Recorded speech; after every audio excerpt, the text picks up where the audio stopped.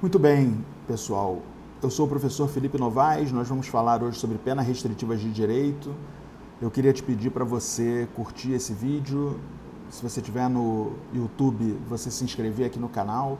Se você estiver no Instagram, seguir aqui a conta e salvar o vídeo para você assistir depois, assistir quantas vezes você quiser sem perdê-lo, né? Aqui do lado tem uma bandeirinha que você aperta em cima e aí salva o vídeo. Muito bem, a gente vai nesse vídeo continuar analisando penas restritivas de direito e aí vamos passar aqui a interdição temporária de direitos, que é a pena prevista no 43, inciso 5. Essa pena do artigo 43, inciso 5, é a verdadeira pena restritiva de direitos, porque ela vai atuar com uma interdição temporária de um direito qualquer.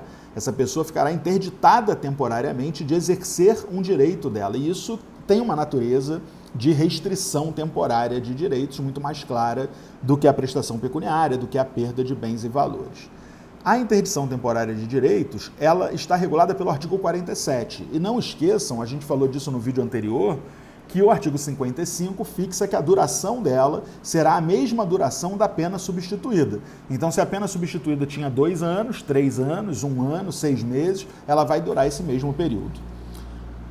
O 47 fixa quais são. A primeira pena fixada pelo 47 é a proibição do exercício de cargo, emprego ou função pública ou atividade pública, bem como de mandato eletivo.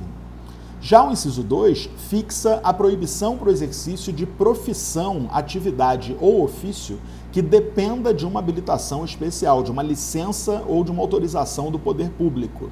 E aí fica muito claro que essas duas penas são penas relativas ao exercício profissional.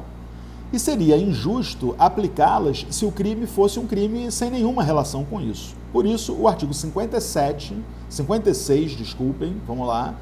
determina que essas duas penas devem ser aplicadas quando o crime resultar de violações profissionais, de violações inerentes, de deveres inerentes ao exercício profissional dele. Então, se esse crime que foi praticado é, por exemplo, um homicídio culposo por um médico, no exercício da medicina, ele vai ter o exercício da medicina suspenso. Se é um crime praticado de apropriação indébita pelo advogado contra o cliente dele, que se apropriou de uma parte da indenização do cliente, ele vai ter esse direito dele de exercício profissional suspenso. Agora, se o crime não tiver qualquer relação com a atividade profissional, essas penas do inciso 1 e 2 não devem ser aplicadas. Já o inciso 3 traz a suspensão da autorização ou da habilitação para dirigir veículo. Ou seja, eu terei a minha carteira de habilitação suspensa, eu não poderei dirigir veículo enquanto eu estiver cumprindo essa pena. O artigo 57 do Código Penal fixa que essa pena deve ser aplicada nos crimes culposos de trânsito. E justamente por isso, essa pena hoje perde um pouco da aplicação dela. Por que ela perde a parte essencial da aplicação dela?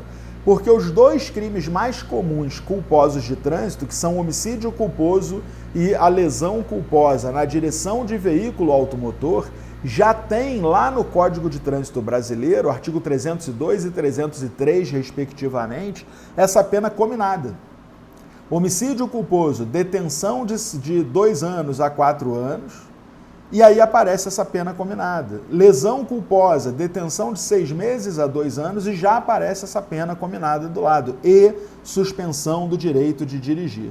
Então, como a pena já está cominada no tipo penal, ela perde a aplicação aqui com base no artigo 47, inciso 3, combinado com 57, porque senão você vai ter 2 vezes essa pena, né? O juiz já cominou do lado da detenção, condenou a 6 meses de detenção e 6 meses da proibição de dirigir. Aí você substitui a detenção pela proibição de dirigir, ele já está proibido de dirigir, né? Então não tem lógica fazer isso.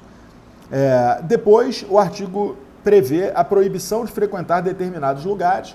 Obviamente que aqui o juiz tem que ter bom senso para não ferir liberdades constitucionais, como a liberdade de culto religioso, como a liberdade de trabalhar e assim por diante. E o inciso 5, a proibição de se inscrever em concurso público, avaliação ou exame público. Essa pena, foi incluída pela Lei 12.550 de 2011, que é a mesma lei que incluiu o crime do artigo 311-A, né? Dá uma olhada no seu código no artigo 311-A. E esse crime do artigo 311-A é o crime de fraude em concurso. Então a mesma lei que criou essa pena criou o crime de fraudes em concurso, o que me leva a crer que essa pena deve ser aplicada no crime do 311-A. Ela não está vinculada, não tem essa regra de vinculação, mas me parece que não teria muita lógica o juiz aplicar uma suspensão de se inscrever em concurso em outro crime, num crime culposo de trânsito, num crime de, sei lá, furto simples. O edital que preveja isso. Pessoas com antecedentes criminais não podem fazer esse concurso. Beleza.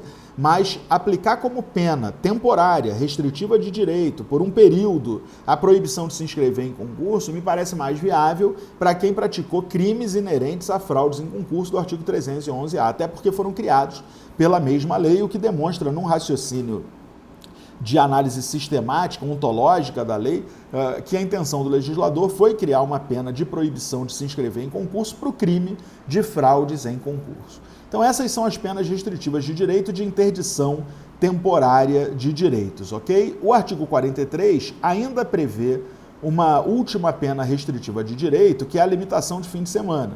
Limitação de fim de semana está regulada pelo artigo 48, deixa eu descer lá nele.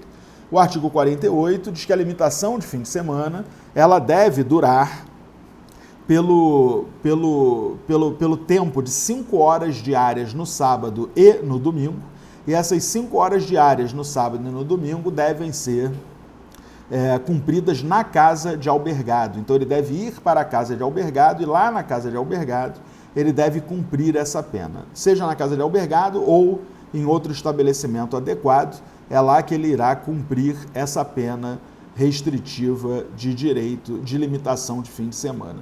E que durante esse período de permanência devem ser realizados cursos, né? A casa de albergado é o lugar onde se cumpre a pena em regime aberto. Se você assistiu o vídeo dos regimes, salvo engano é o 115, você deve ter visto, ou 114, você deve ter visto isso lá. 114, 115 é regime inicial.